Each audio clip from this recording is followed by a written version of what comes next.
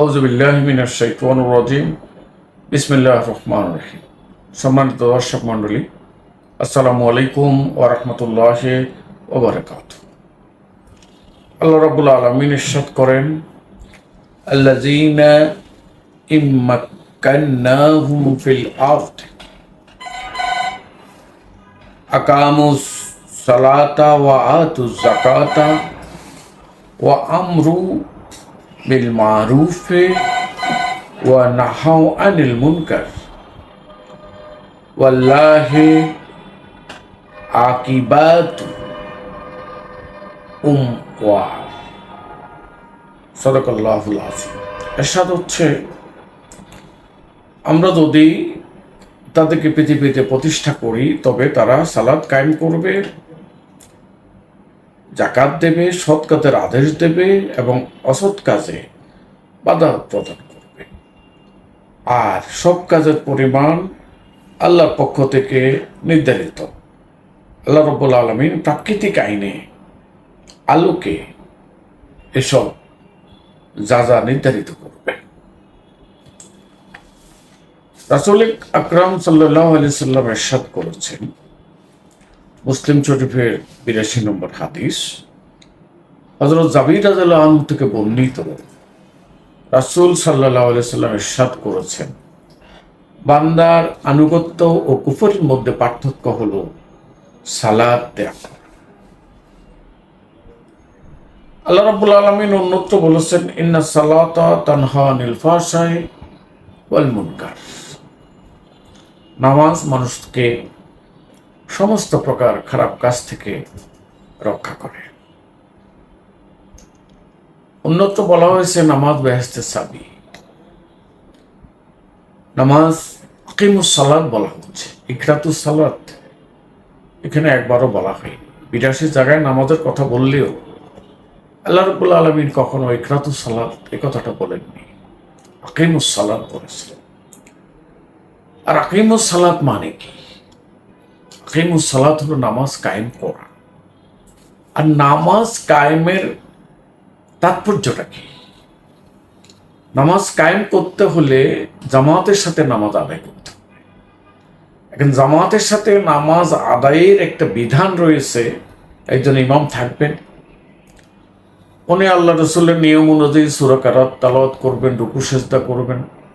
মুক্তাদি যারাই পেছনে থাকুক না কেন, যত শক্তিশালী থাকুক না কেন, নেতা আমির উমরা থাকুক না কেন, এক্ষেত্রে পরিপূর্ণভাবে ইমামের আনুগত্য করে থাকে। ইমাম যেভাবে রুকু করে, ইমাম যেভাবে সেজদা করে, ইমাম যেভাবে সালাম ফিরায়, ঠিক সেভাবেই সকল মুক্তাদি এই জিনিসটা অনুসরণ করে। এই জিনিসটার মাধ্যমে সমাজে একজন ইমামের নেতৃত্বে, অর্থাৎ ইসলামী জ্ঞান সম্পন্ন ব্যক্তির নেতৃত্বে একটা সমাজ গঠিত হবে। সেই সমাজের মানুষ ওই ইমামের নেতৃত্বে সৎ কাজের আদেশ দিবে, অসৎ কাজ থেকে মানুষকে বিরত রাখবে। সমাজটা নামাজের আদলে পরিপূর্ণ আনুগত্যের মাধ্যমে আল্লাহর আনুগত্য প্রকাশ করবে।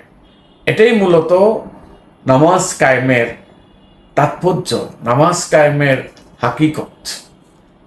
আমরা যার কারণে আমরা দেখি আমাদের সমাজে আমরা নামাজও পড়ি, মিথ্যা কথাও বলি। আমরা নামাজও পড়ি, সুদও খাই। আমরা নামাজও পড়ি, ঘুষও দিই, ঘুষও খাই। নামাজ পড়ে অন্যের হক নষ্ট করি। নামাজ পড়ে আবার গীবত করি। নামাজ পড়ে আবার মানুষের কুৎসা রটনা করি। তো এই বিষয়গুলোর সাথে আল্লাহর আয়াতের একটা সাংঘর্ষিকতা রয়েছে। ইন্না সালাতা তানহা আনিল ফাহশাই ওয়াল মুনকার। নামাজ মানুষকে খারাপ কাজ থেকে বাঁচায় না।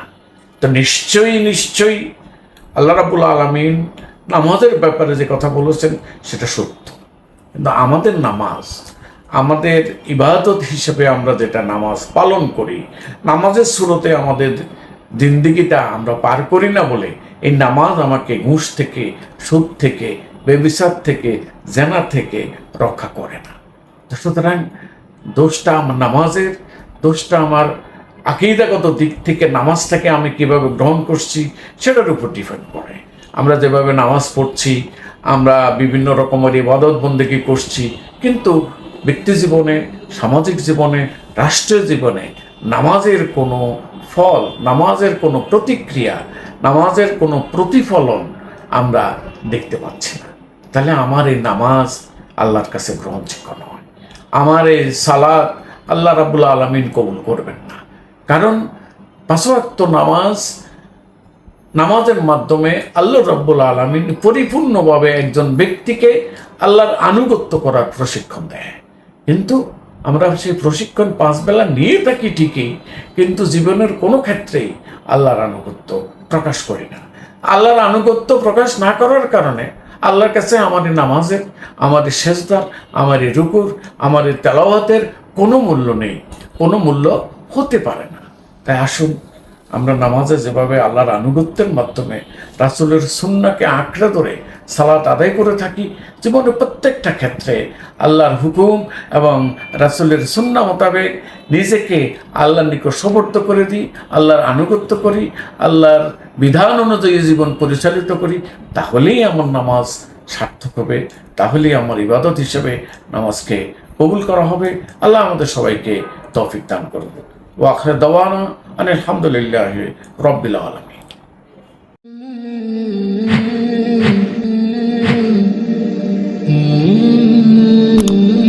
Don't forget to subscribe.